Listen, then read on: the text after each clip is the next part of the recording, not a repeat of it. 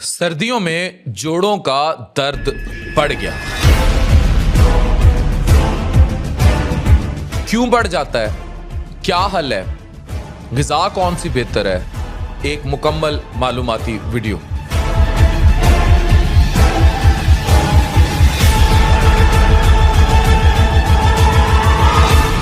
सर्दियां किसको अच्छी नहीं लगती, लेकिन क्या सर्दियों में आपको भी हड्डियों और जोड़ों में दर्द होने लगता है?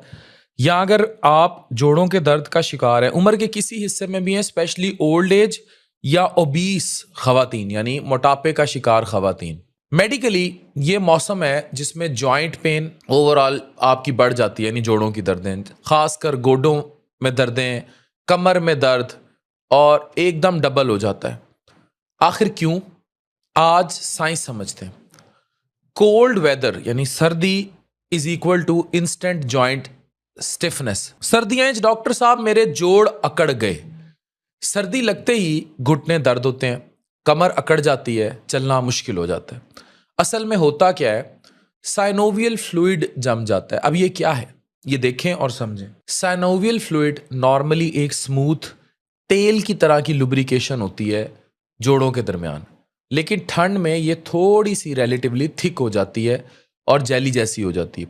जितना फ्लूइड थिक उतनी ही फ्रिक्शन यानी रगड़ ज्यादा और उतना दर्द बढ़ जाता है।